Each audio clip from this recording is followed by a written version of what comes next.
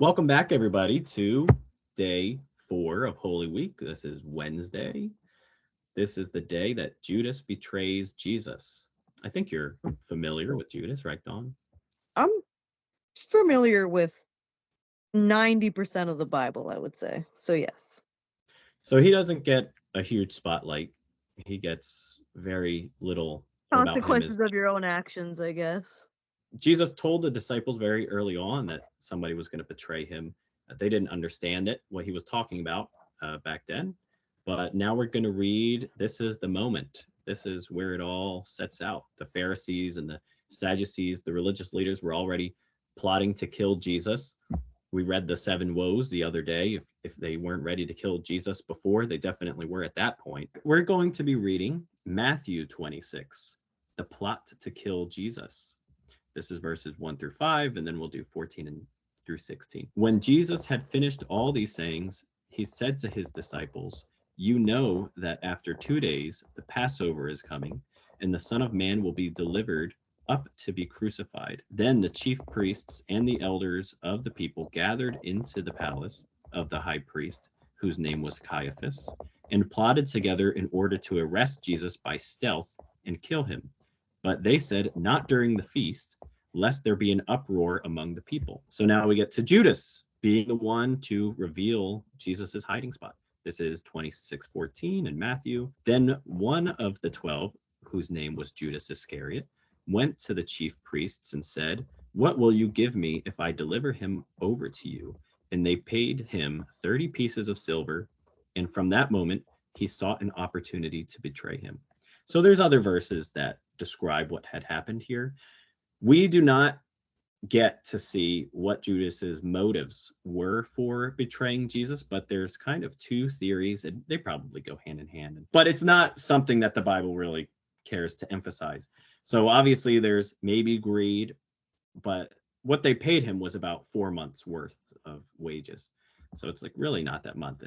And if he was really in it for the money, he probably wouldn't have been following Jesus to begin with.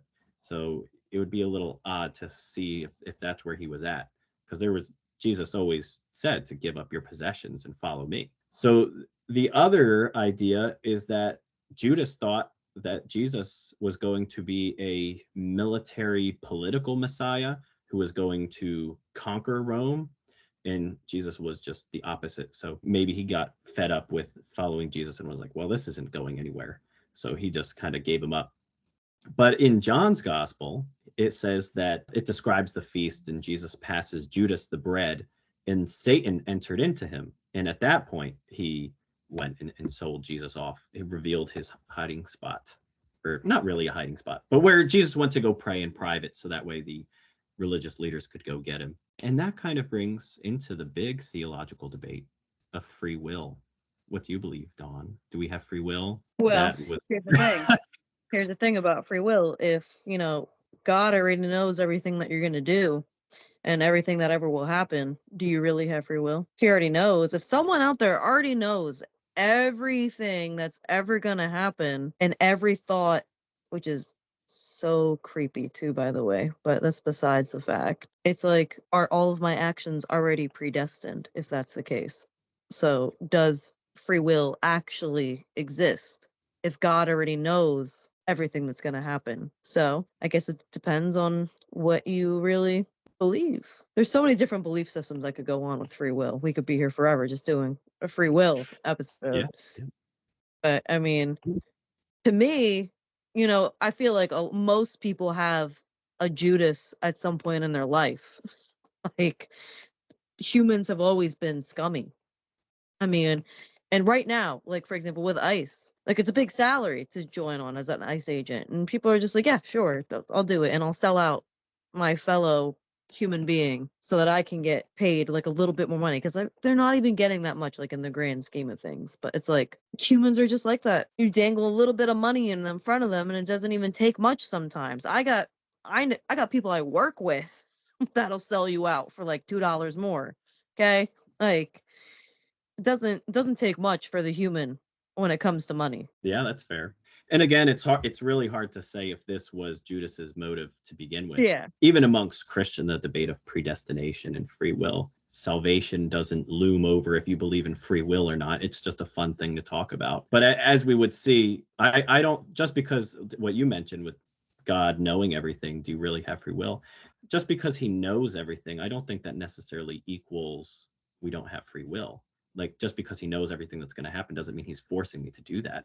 He might know what I'm going to do, but I'm not like a little robot that's like being dangled around. I mean, maybe that's what some people believe they are. But if we don't have a free will, then I can't be held responsible for my poor actions because I didn't have the free will to do something or not.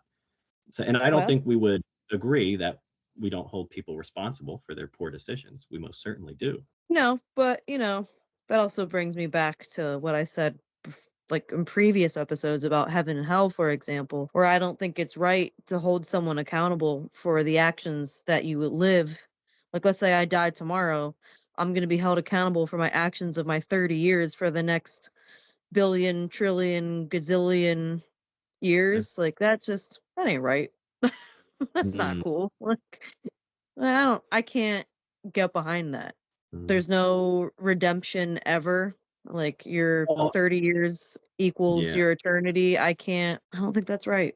Especially not if God is all loving and is so forgiving. Trying to tell So me I can't be forgiven 10 billion years from now? All we'd have right. to have a further discussion of what heaven and hell actually is and what that means in our eternal state. Well, Because that's, eternal, like I said, the human mind can't even comprehend eternity. yeah, I'm just out here throwing numbers. that's another research paper I have to do. Is 4 different views of hell. So we can discuss that on the podcast. The only thing that I would say about that is, I guess, if you don't want to be with God in this life, for what reason would he force you to be with him in the afterlife? If you're like, screw you, I don't want you. That's my decision to make. Why would he force you to be with him? Here's the thing. Let's say my daughter ended up to be a terrible serial killer, right?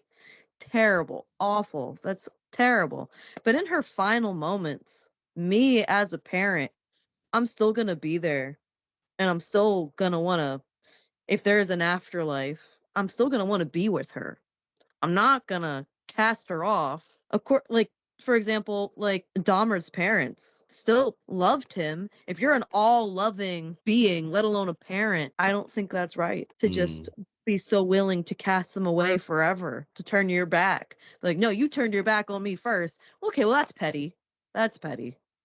Because you're the parent. It's up to you, not the other way around. Yeah, I certainly had a lot of thoughts on. I have it all written out somewhere, some similar stuff of what you just said, actually, but I don't have it right in front of me.